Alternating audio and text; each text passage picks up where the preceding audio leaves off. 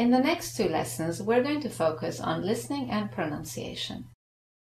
We're going to work on distinguishing the different vowels and diphthongs in the standard British accent. As I've mentioned to you in an earlier video, there are many vowels and diphthongs in the English language, and in order to improve your listening comprehension of native speakers, it's important that you can distinguish between these different sounds clearly. Of course, as you know, certain sounds are pronounced differently in different accents, like in the American accent, Australian accent, even in different parts of Britain. However, I feel that the standard British accent is a good place to start, and from there you can begin to learn the variations in the different accents as you come into contact with them. I have divided this lesson into two parts. In the first part, we're going to contrast short vowels with their long version. And we'll do this in minimal pairs. As you know, minimal pairs are words that have the same consonant sounds, and by changing the vowel sound, we change the meaning. In the second part of this lesson, we'll look at differences between certain vowels and diphthongs that sound very similar to each other. By the end of this two-part lesson, you will have tuned your ears into the vowels and diphthongs in the standard British accent. This will have improved your listening comprehension of this particular accent and will have also improved your own pronunciation. So when you're ready, we can begin with part 1. Vowels and diphthongs. Part 1. Short and long vowels. In this part, we're going to practice the difference between short and long vowels.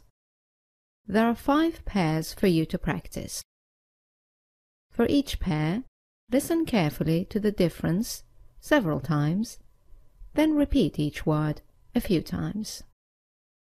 The last section is a dictation exercise, so have your pen and paper ready to write down a selection of the words that you're going to practice. And don't worry if you don't understand some of the words. This is a listening and pronunciation exercise, not a vocabulary exercise. So just focus on the sounds and repeat what you hear. Right then, let's begin with our first pair, which is the short A, as in and, bank, glad, and the long R, as in star, calm, bath. Okay, let's look at our minimal pairs now and hear the difference between A and R. Hat, heart, cat, cart, pack, park, mash, marsh,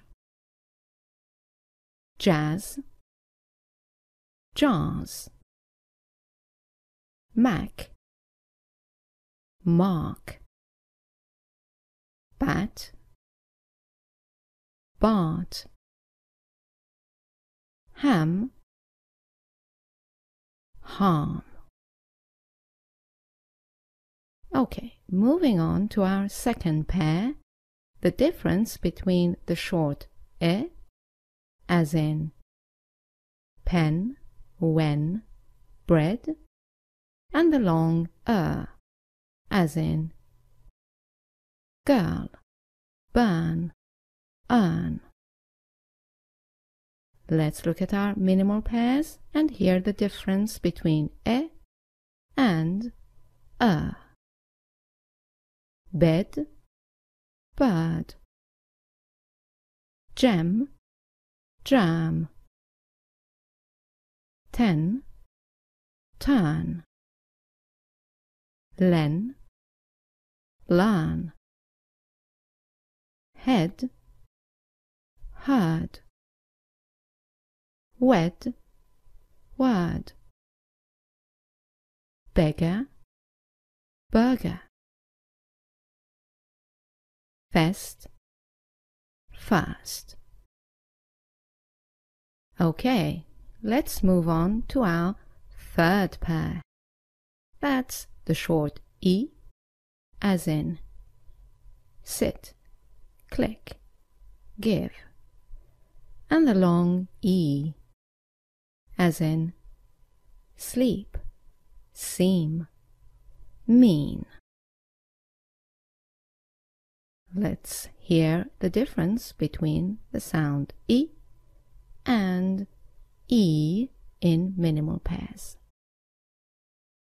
Grin, green, fit, feet, lip, leap, bin, bean, sip, seep, this, these, kiss, keys, crisis, crises. Moving on to the fourth pair, the difference between the short O, as in hot, top, want, and the long O, as in call, door, for. Let's look at our minimal pairs and compare O with O. Pot, port, walk, walk, shot, short, spot, sport, con, corn, snot, snort, not, naught, bought, bought. And now our final pair, the short oo, as in would, push, could, and the long oo, as in soon, June, root. Okay, let's look at our minimal pairs, comparing oo and oo. Full, fool, pull, pool, foot, food, soot, suit, goods, goose, look, Luke. Right then, the next section is a dictation exercise. We have chosen one word in each minimal pair for you to listen to and write down. So have your pen and paper ready for the next section.